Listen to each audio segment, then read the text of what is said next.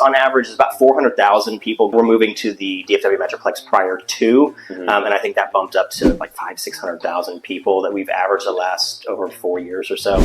Immigration's been a big thing recently. There's a lot of people come to Texas. I think it was between 2020 and 2022, they had something like 1.6 million people come into Texas, about 100,000 people from California. Yeah. You know, it's obviously seeing a lot of different cultures, different people from different backgrounds. I think Dallas is growing a lot more now. It's kind of catching up to the #1 state for relocation over the last 4 years. So stay tuned, guys. We're going to go through the top 10 reasons. See you guys at the bottom. All right.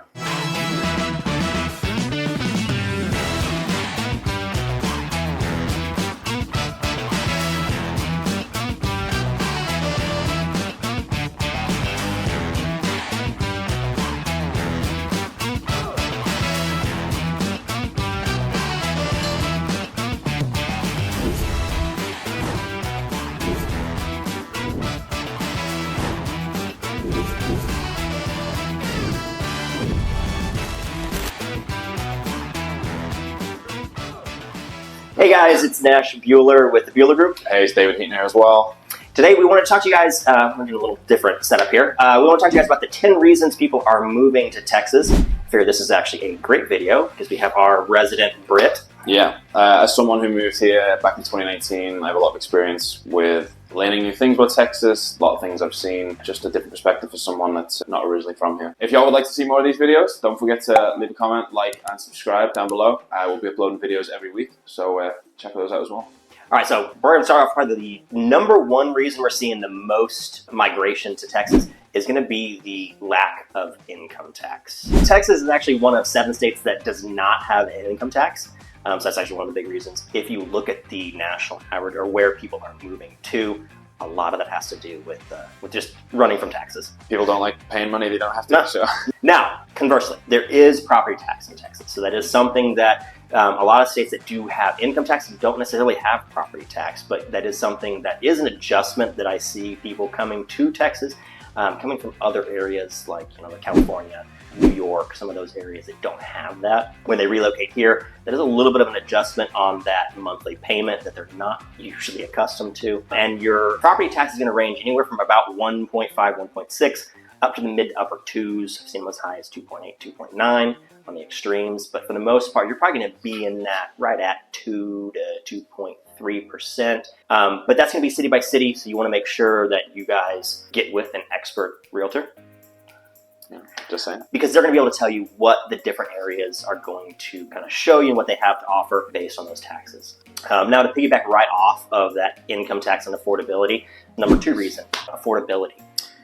Yeah, I think the biggest thing with Texas, especially this area, is that it's been way behind a lot of the US for a long time, which is surprising how big of a city it is. Having one of the biggest airports, second most traveled. Yeah. And having that many people come through and yet still be so far behind, property price-wise, I think a lot of people kind of saw that. And, as we've mentioned before about people moving from California, is that they were paying, $600,000, $700,000, $800,000 for a 3-bed, 2-bath and coming here and realizing they can buy a 5-bedroom house the same price or less and they can have more space. So that's been a big thing, I think, and we're going to look into that a bit more. Yeah, so our cost of living on average was 8% lower than the national average. And like David was saying, now, to be fair, we did see some jumps in prices. So we were seeing 25, 30% year over year increase in pricing. So we are kind of catching up to some of those areas, but the typical home price was still 13% lower than the national average. On the same end, not necessarily from a home ownership standpoint, but from renting, I mean, your rent is, what do we see? I think $150 less than the national average, which is, again, a pretty sizable chunk of change when you start to really break it down. It's like our breakfast orders for the week. That's it's a good amount of money saved, Yeah. So. In addition to that, the utilities. We were, I think, right there about the middle of the field, so kind of average for the nation for average utility bills.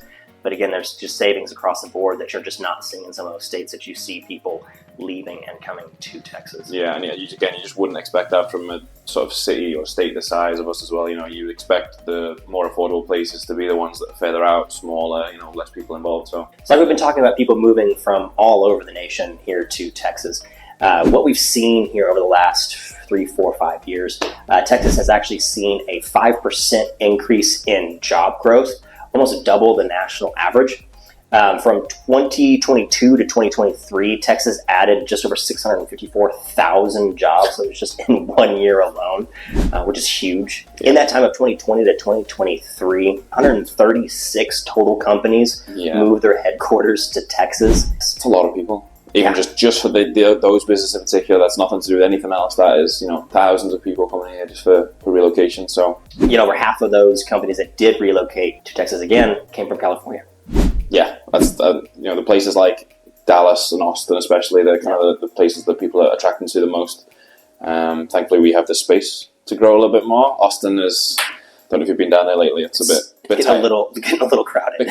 Well, and like we talked about earlier with the affordability, I know one of the big reasons when like Toyota looked at moving their headquarters to the Frisco Plano area, they ran the numbers, and I think it was going to end up being an 8 to 10% pay raise for each employee just purely by moving here because of the affordability that they were able to save. It's huge. Which is huge. The location being so great here in Texas, one of the big rumors that's been going around at the minute is the location of the World Cup final. How excited are you for some real soccer football? So in 2026, if you haven't heard somehow, the World Cup is going to be hosted in the USA, Canada, and Mexico. So it's going to be quite split. But as a result of where we are, Dallas is quite a handy spot for people to come into for the big games. And there are rumors that that final will be hosted here as well, which would be huge. It's one of the biggest, most watched sports event, if not the most watched sports event in the world. So with the travel people are going to be coming into, not just people coming from Europe and Asia and the oceanic countries to the games, but people traveling to and from.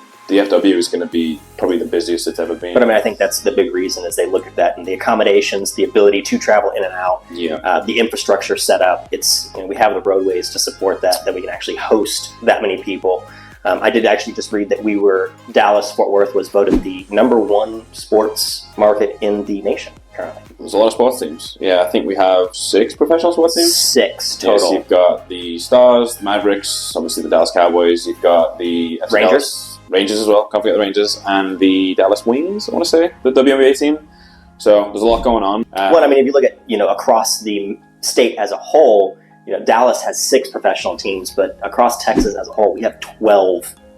Yeah, you've got 2 NFL teams, 3 or 4 MLS teams now. As somebody who's been born and raised in Texas, seeing the diversity and the melting pot that Dallas-Fort Worth specifically has become, but Texas as a whole, has been pretty crazy. It's always been fairly diverse, probably more so than people think, but just the amount of people from all over the world that are moving to the area because of the jobs, the affordability, the prosperity that you can get here. We're going to go ahead and link down in the comments. We'll pin a comment below that breaks down all of the demographics. Like I said, seeing the changes over the years has been pretty wild, and it's really cool because you get to see, you get so much more cultural influence from all over the world of, just food.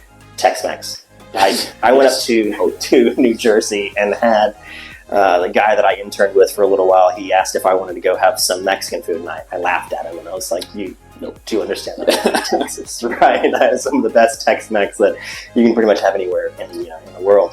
It's really cool to see over the years. So, yeah, I've definitely enjoyed that Tex-Mex, that infusion into my life of Tex-Mex and all the other foods as well. It's not just Tex-Mex. There's so much to go along. Around our office right now, you only have to go half a mile and you hit like 7 or 8 different Thai, sushi. Regions. Yeah, there's just so much, and it's great to see. It really is. So DFW isn't just diverse in its population, but also in the amount of things that you can do as well. I haven't experienced as much, not being here as long, but I've been to Six Flags, which is awesome. I'm yet to go to the State Fair, which it's probably sacrilege. I've been here for 5 years and not been. You haven't seen Big Tex yet? Not yet. I'm surprised I can't see him just from being sat here. He's so large. State Fair is the #1 state fair in the country. Suck it, Minnesota. But yeah, there's a ton of others. Somebody born and raised in Texas. Like we said, Six Flags, Hurricane Harbor, which for those of you who don't know, it's a big Six Flags water park.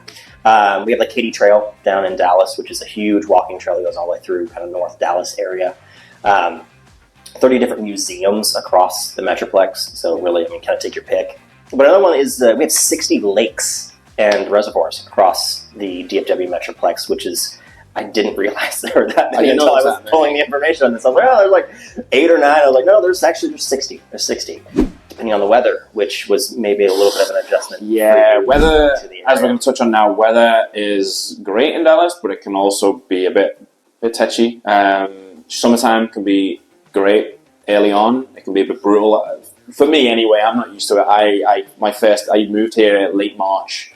Was introduced to storm season and then summer, and it was storms were an adjustment for you. That was one that I think people coming from across the nation was a change. I mean, I turned up to biblical storms, which I've never seen before, and then all of a sudden it's 95 degrees in June. But it's great for a lot of times of year. You kind of get from September, October. In a lot of states, it can be pretty cold here. I'm a big golfer, and I can pretty much golf year round. I mean, that's December, January, February get a little cold, but I mean, our average temperatures, from November to February or so, you're looking anywhere from lows in realistically the 20s to 30s to 40s to 50s. I'd say our average winter day is actually probably kind of like today, which is, 40s, 50s and rainy. So it's just... You can have a week where it will be 70 degrees on the Tuesday, and then come Saturday, it is literally 30 degrees. Well, last week we had single-digit temperatures. And it was 60 degrees, 65 degrees later in the week. But it's great. We got married in the late October a few years back, and I think it was like 80 degrees. It was it was like the last week of October. It was 80 degrees. My whole family came over and were like, why is it this hot? It doesn't need to be this hot. But it was a great day, and it worked. So the weather's great. It can be... It opens it up to, like we talked about, a lot of those activities. I mean, that's where you see cities like Dallas, like Austin. The reason people move here, they're just very active cities because you have the ability to do those things almost year-round, which is great. And just to clarify, when I say we got married, I do mean his sister and I. He wishes. I didn't pick him. But speaking of family, education can be very important to those if they're moving from out of state. So I mean, Texas has, across the state as a whole, we have 38 total major universities, with 23 of those being here in the Dallas-Fort Worth Metroplex. I myself actually graduated from Texas A&M University. So that's one of those, again, I'm a big proponent of a lot of the colleges here in Texas. I love all of them. So one of the big things that Texas has actually invested in recently, they invested $6.6 billion into medical and biotech R&D. Wow. So actually 7 of the top 125 medical schools are all located here within the state of Texas. That's actually very impressive. I didn't know that. And to round off our list at number 10, everything's bigger in Texas. It is.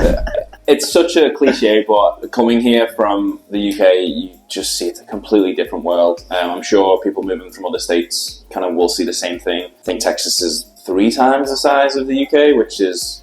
It's tough for people to understand just how big Texas is until you get here and you drive around. I mean, it's a 4-hour drive from Dallas to Austin, which is across multiple states if you're in other areas of the country. Yeah, I think it's like an hour to 2 hours just to get across the Metroplex. Yeah. That's just DFW itself. Well, I do love the old joke that you can fit an entire Texas inside of Texas. It's that big. Well, hey guys, I appreciate it. I hope you guys stayed to the end. If there's anything you guys need or have any questions about relocating here to the DFW Metroplex or anywhere here in Texas, please shoot us an email, give us a call. But thanks again. We can see you guys next week. See you now.